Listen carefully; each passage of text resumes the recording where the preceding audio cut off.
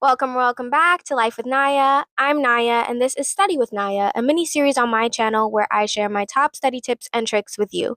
In today's video, I'm going to be analyzing two of the CSEC English B poems. Decide which two poems I'm going to be analyzing and comparing today. I'm going to be using a random wheel spinner since CSEC can pick any two poems on this list. So let's spin the wheel. Oh, I just lost the nail. I cannot make this up. I just lost the nail. Okay, damn. Damn, it's been a year since I wrote CSEC, and the one time I decide to reapproach CSEC and my CSEC subjects, I'm losing a nail. Suspicious, I tell you, suspicious. Might be as bad as the AO3 curse, because what's going on here? Okay, I need to go back to the wheel spinner. Let me give you my full attention. Okay, so the first poem is This Is a Dark Time, My Love. Yay, that is one of my favorites. And the next one is An African Thunderstorm. Yay. Okay, so those two do kind of have similar themes, which I was trying to avoid.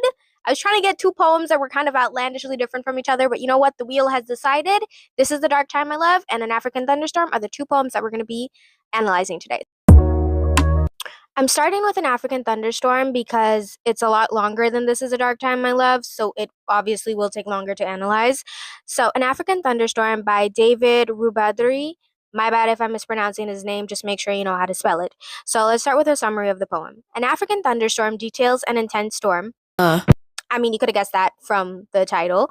Details an intense storm coming from the west that passes through an African village, as well as the villagers frantically trying to prepare for the storm. The poem further demonstrates the destruction caused by the storm, comparing it to the havoc and destruction caused by Western colonization. So the main themes that I identified in this poem are colonization and man versus nature. Let's get into reading the poem itself. From the west, clouds came hurrying with the wind, churning sharply here and there, like a plague of locusts, whirling, tossing up things on its tail, like a madman chasing nothing. Pregnant clouds ride stately on its back, gathering to perch on hills. Like dark, sinister wings, the wind whistles by, and trees bend to let it pass. In the village, screams of delighted children toss and turn in the din of the whirling wind. Women, babies clinging on their backs, dart about in and out madly. The wind whistles by, whilst trees bend to let it pass. Clothes wave like tattered flags, flying off to expose dangling. As jagged, blinding flashes rumble, tremble, and crack amidst the smell of fired smoke and the pelting march of the storm. It is an African thunderstorm. As you can see on the screen, there are a couple lines that I have highlighted specifically, and we're going to get into the analysis of those lines now and how they tie into the two main themes I identified, colonization and man versus nature. Let's start with the line from the west. This line is the first line of the poem and demonstrates the direction in which the storm is coming, but the west can also be interpreted as referring to Europe and the USA. This line demonstrates Western colonization and the turmoil caused by it in African villages, much like the destruction caused by a storm. The next line that I highlighted was like a plague of locusts. This line can be interpreted as the poet describing the storm like an invading swarm of insects, further supporting the theme of colonization, with colonizers being the insects that invade African villages. This line can also be interpreted as an allusion to the biblical plague of locusts, which refers to when God sent a crop-destroying swarm to force the Egyptian pharaoh to free the Israelites. Next line highlighted is like a madman chasing nothing. So this line demonstrates the chaotic, irrational movement of the storm. So if a madman is chasing nothing, it's moving in all directions, all over the place. And this line also can be interpreted as suggesting the chaotic, irrational, and absurd nature of colonization. The next line that I highlighted is like dark, sinister wings. This line demonstrates the sinister and evil of the storm whilst comparing it to a predatory bird. You can also interpret it as this line comparing the colonizers to that, but that's a bit abstract.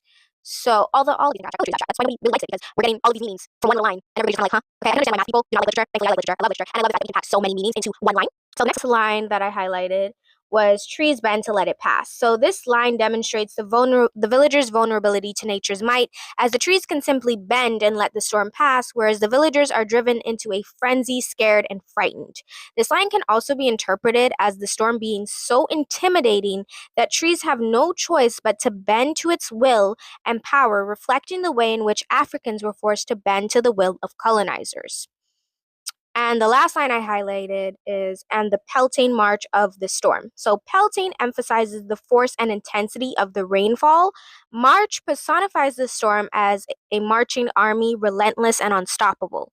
The metaphor of pelting March paints a picture of a destructive force that is both rapid and disciplined in its destruction, similarly to the way in which colonial powers took over African lands and disrupted traditional life. So now that we've analyzed all of the key lines that I highlighted, let's get into an explanation of the theme. So the first theme that I pointed out was colonization. The theme of colonization is prevalent within this poem, as this poem was first published in the 1960s after Malawi, the poet's country, gained independence from British colonial rule. The poem can be taken as an allegory to the violent upheaval caused by Western colonization. This is supported by lines such as "from the West," with the West being a political term typically used to refer to Europe and the USA.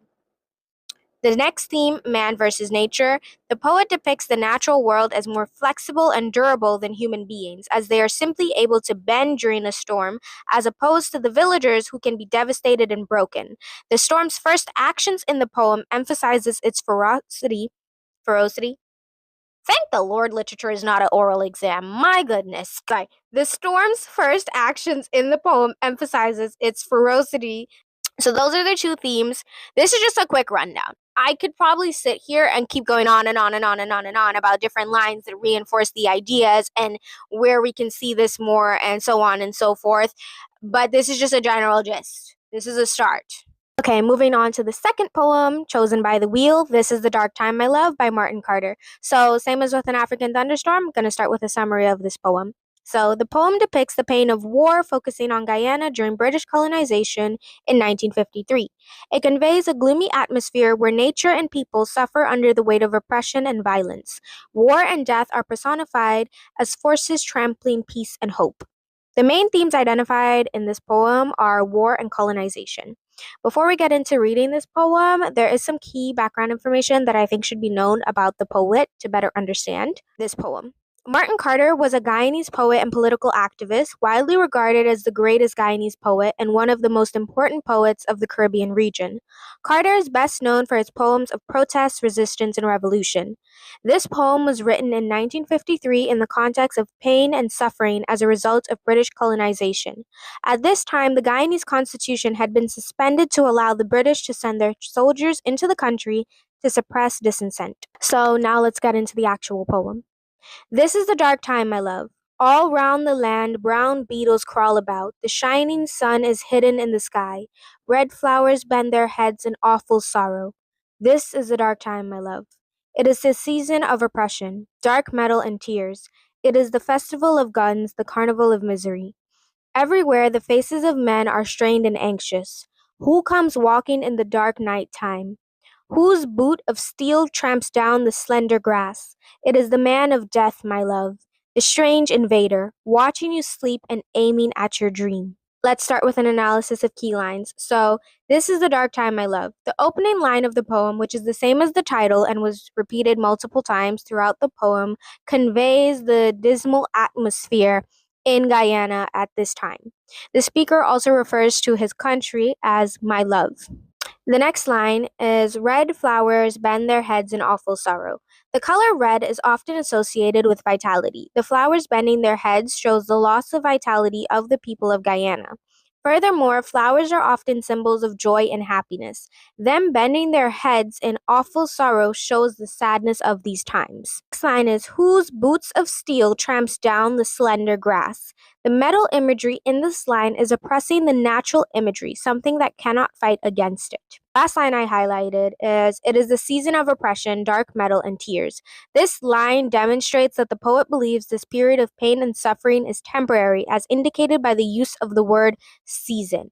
So I didn't highlight and analyze every single line in this poem, even though you very well could do that. But when I was studying for my English B exam, trying to remember the entire poem and all the lines did not work. I would pick out lines that I personally really liked and that I knew I could get multiple explanations from, that I could twist to fit multiple things if I had to compare this poem to another. Now let's get into comparing these two poems. Luckily, the wheel selected two poems that are very similar in their theme and then also in the figurative language that the poets like to use. So let's start off with the figurative language. Both of these poets use some type of nature imagery, but the way that they described nature was very different. So in an African thunderstorm, nature is very much in the role of the oppressor. Nature is representing the colonial West and the destruction and havoc caused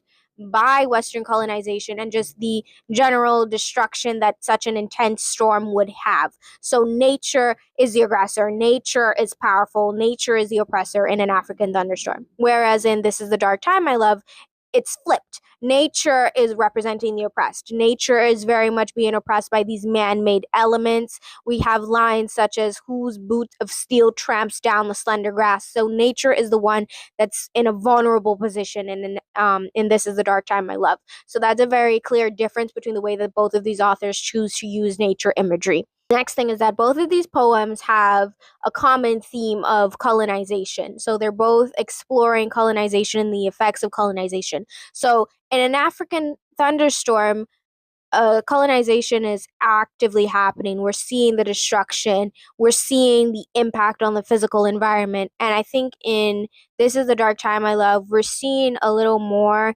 the impact on like the mental state, the impact on the environment after it's been like a long term, like they've been going through this violence, this oppression, this colonization for a long period of time, and we're seeing the impact of that. I feel like in an African thunderstorm, it's newer, it's fresher, they're now coming. It hasn't really set in yet. That atmosphere of like despair and doom hasn't really set in, if that makes sense. As I said, take what I say with a grain of salt. I am not a teacher. I am just a student who got good grades and also happens to really like history and poetry and literature and all of that. I like those things. Those are my subjects. Those are my areas. Those are my safe spaces. I love to yap. I could yap all day. And the thing with literature is, as long as you have evidence to back up what you're saying and you're not taking a line and wrongfully twisting it, and it's a pretty justifiable explanation, then yes, you will get your marks for your answer. So even if, let's say, you have a completely different interpretation of these two poems than me, you will still get your marks as long as you can prove it, and it's not like outlandish proof, as long as your proof is making sense. And that is the end of this video. Thank you so much for watching. I hope that this video helps some CSEC English B student who's preparing for their exams this year or next year or whenever you're doing your exams. Thank you so much for watching. If you liked it, well, give it a like and comment down below any specific poems that you would like for me to go over. And if you're just here for the CSEC poems, bye-bye. You could go. And if you're here for me, that sounded so cringy. That was cringy. That was cringy. But you know what? No, my bestie's watching this video, so I know that there is at least one person watching this video just for moi. It is the first video of 2026, so I just thought I should say that. Happy New Year. There's a couple changes. One, my hair. I gave myself an eyebrow slit like 3 days in 2026. I was like, you know what, I'm doing it. I think I have to do it. I called my best friend while I was doing it. Shout out to Rubadiri. She deals with my shit. I woke that girl up out of her nap so that she could be my moral support. And all her friends were so she could be my moral support while I gave myself an eyebrow slit. I think it was pretty cool. So, and peace. What else? Oh, and I got a little microphone. How could I forget my little microphone? I got two. I have two of them. I don't have the two on at the same time, obviously, because I don't think that would go well. But I've got two little microphones. You know how they say you should keep microphones away from men who want to start podcasts? You should keep microphones away from girls who like to yap. Because that's all I like to do. I like to yap, and now I have a microphone, and I am unstoppable. Okay, I've got a microphone. Prepare to be sick of me. All I'm gonna do is yap. Also, if anybody's still here for the CSEC poems, I have slides with the analysis of these poems, specifically the two that I did today. I will leave a link in the description so that you can get access to those slides and you can use them for $3.99. I will put them in the description for these two poems. They'll be in the description down below. It's like a little guide, it's a little slide presentation thingy that I made here. You can see it in the back there. See? It's right there. So yeah, these slides will be available and you can get them. And it has all of the analysis, everything that I just said right there. You'd only know that if you watch to the end. Thank you so much for watching, and I'll see you next time. Bye-bye.